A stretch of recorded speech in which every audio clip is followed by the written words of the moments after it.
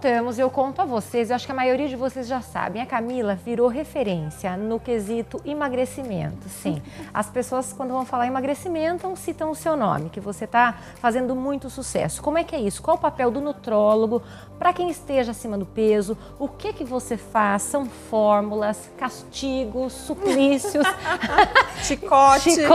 Como é que é isso, Camila? Então, na verdade, a obesidade, né, a obesidade é uma doença crônica, né, Ká? Ela é uma doença que tem que ser tratada como se trata hipertensão, como se trata diabetes, né? Uma doença que tem que ser tratada continuamente, né? E o que eu falo que na obesidade, na verdade, eu brinco que o paciente obeso, ou até o próprio paciente sobrepeso, eu brinco que ele tem 4 quesitos muito importantes para ser avaliado. Eu falo que é como se fosse uma cadeira em que, na verdade, o obeso está sentado e que ele tem que controlar os 4 pés da cadeira. Então, cada pé significa uma coisa. Então, o primeiro pé, eu falo que é a parte psicológica, né? Como que é esse paciente? Quer dizer, ele tem algum distúrbio, né? Então, um tipo de alguma anorexia, ele tem bulimia, ele tem compulsão alimentar, que é um dos distúrbios que às vezes está relacionado a um quadro de obesidade, né? Como que é essa parte psicológica, né? Como é o ambiente dele em relação ao trabalho, né? Isso é muito importante e por isso que muitas vezes a gente precisa realmente dessa complementação do psicólogo, do psiquiatra, né, fazendo um suporte, né, para poder realmente a gente ter sucesso. O segundo pezinho que eu falo é a parte alimentar. Então, é o que a gente fala, cada vez mais o Brasil ele vem realmente com uma política, né, dos industrializados, daquele excesso de açúcar, do excesso da farinha branca, e eu falo que realmente esses alimentos eles funcionam no nosso cérebro de uma maneira como uma cocaína. Né? Então, eles ativam sistemas neuronais muito importantes, né? Que quando a gente utiliza eles constantemente, a gente vira como se fosse viciado, dependente. Entendi. Né? Então, na verdade, essa modificação do estilo de vida em relação à alimentação, né? Descascar mais, desembrulhar menos, né? Então, esse é o segundo pé nessa orientação alimentar. O terceiro pé que eu falo é, na verdade, deixar de ser sedentário. Na verdade, eu não falo nem que é atividade física em si, porque isso vai depender muito de cada paciente, né? Às vezes pergunta, doutora, qual que é o melhor exercício que tem? Depende. Depende se o paciente pesa 200 quilos ou se o paciente pesa 70. Depende daquele, né? 1% que você tinha nos dito, né? Exato. Né? Então, assim, o que a gente sabe, obviamente, né, que hoje em dia a gente tem que, cada vez mais, né, instituir exercício de força, porque a gente sabe que o exercício de força, junto com a parte aeróbica, ele potencializa, na verdade, essa queima calórica, né, esse gasto energético, até porque o nosso músculo, né, ele, na verdade, é o nosso metabolismo ativo do organismo. Então, quanto mais músculo eu tenho, mais ativo. Exato. Uhum. Então, assim, mas muitas vezes no início, às vezes, a gente realmente faz o paciente sair da inércia, né? Então, fazer uma coisa que goste, dançar. O que você mais gosta de fazer? Né? Então, eu falo que é a terceira perna. A quarta perna da cadeira, eu falo que é a parte metabólica. E aí que a gente vai avaliar aquela questão de como está o sono, né? Como que tá esses hormônios relacionados ao sono, cortisol, por exemplo. Então, o nutrólogo entra na quarta perna. Ele entra na quarta perna, mas também orientando as outras com três. Esses profissionais, exato. Né? Porque assim, na terceira perna, que também é a parte de exercício físico, um educador físico é muito importante, por exemplo, para poder estar orientando isso também, né? Juntamente. E daí, nessa quarta perna, a gente atuando mais firmemente, né? Que é essa avaliação, enfim, da parte de intestino, de sono, libido, quer dizer, tudo isso. Aí sim a gente vai, às vezes, instituir medicamentos para dar suporte para esses pacientes. E isso é uma coisa que, assim, muita gente tem preconceito, sabe, Ká? Porque, obeso, tá emagrecendo por causa que tá tomando remédio, né? Então, não sei o quê. Então, sempre existe essas questões. O que a gente sabe é que, do mesmo jeito que a gente trata uma hipertensão, muitas vezes a gente tem que tratar uma obesidade. A gente tem que dar suporte para esse paciente, né? A gente tem que suplementar ele, às vezes, com alguns tipos de vitaminas e minerais importantes, né? Então, assim, por isso que eu falo que, assim, obviamente, sempre com indicação, né? A gente não generaliza todo mundo, a gente avalia o paciente como um todo, e por isso que eu falo que a consulta de um nutrólogo, no menos de uma hora não vai. Até as pessoas me conhecem pela médica que deu, a pessoa que atrasa. Gente. Porque eu conheço umas pacientes da Camila que assim ela fica 1h30, 2. Mas isso que é excesso de zelo, é porque é pra você. Porque você é um ser especial e diferente do todo. Ela precisa único, fazê-lo, né? e único. Então é muito subjetivo, muito singular, né, cada pessoa. Então você precisa dissecar aquela criatura, e eu tô sabendo do sucesso total que você está sendo. Meus parabéns. Obrigada, imagina. Eu que fico feliz da confiança realmente dos pacientes e tudo, né? E obviamente que eu falo isso, eu falo sempre, Cá, isso na verdade é só 1%, porque 99% é total o paciente, né? Então a gente sabe que a nossa colaboração é 1%. Tô dando um exemplo, né? É 1%, por quê? Porque vai do paciente também ser dedicado, né? Ele realmente estar decidido.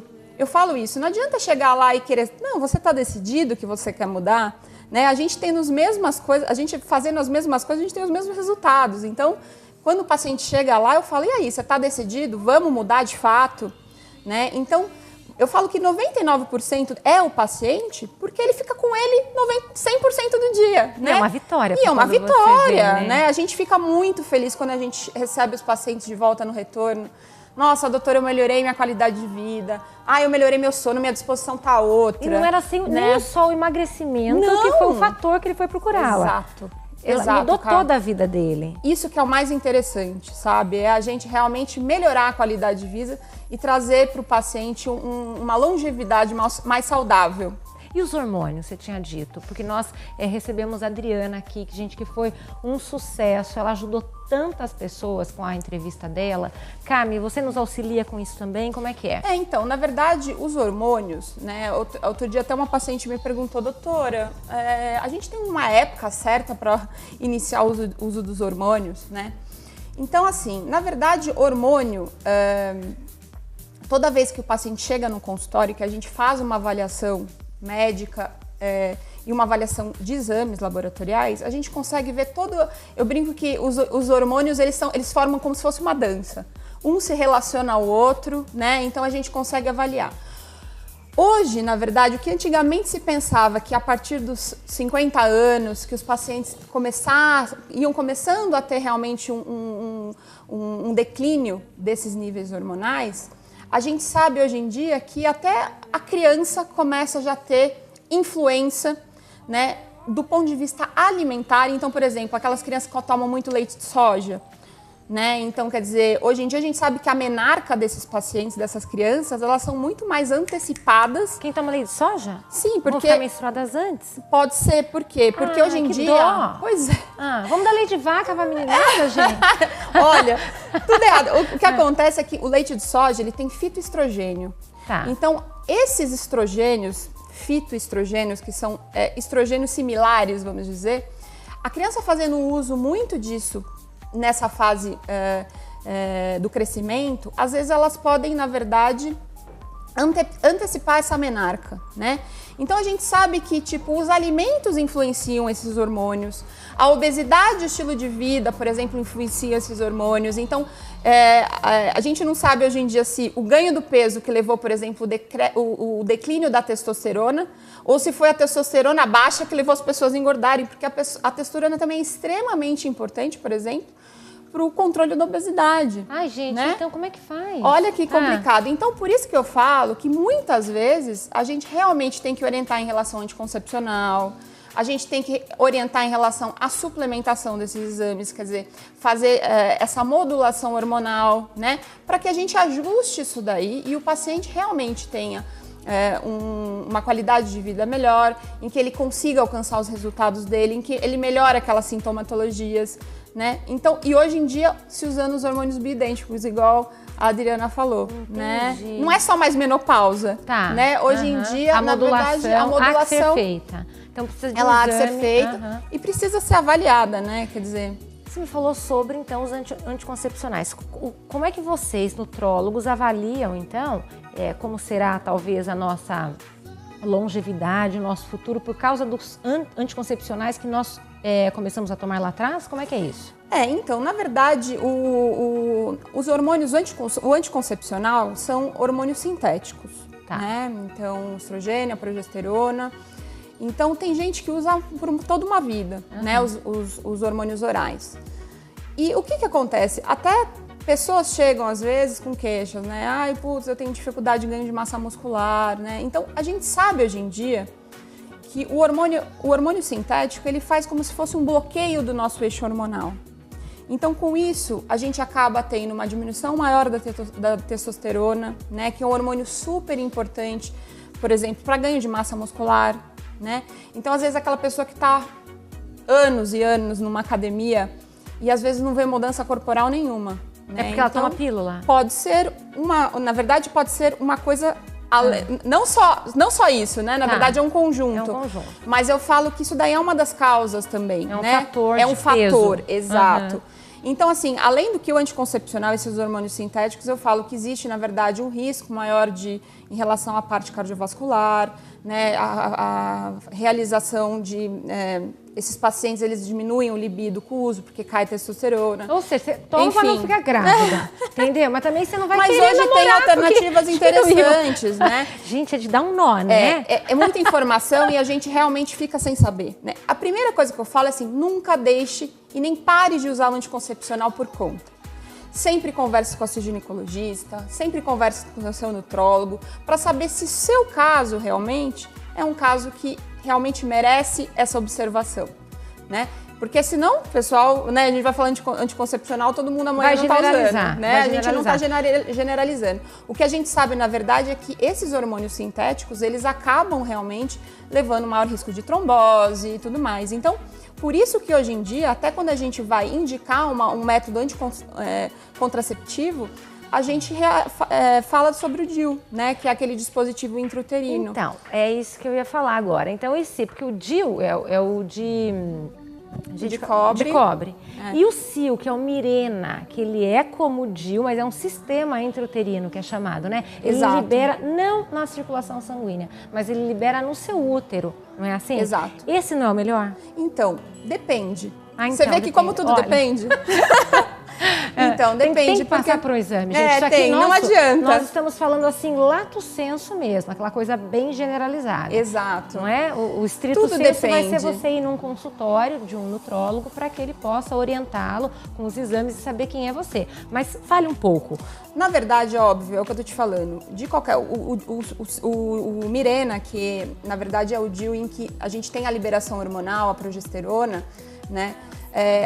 Muitas vezes, eu tenho pacientes no consultório que chegam usando Mirena há muito tempo, né?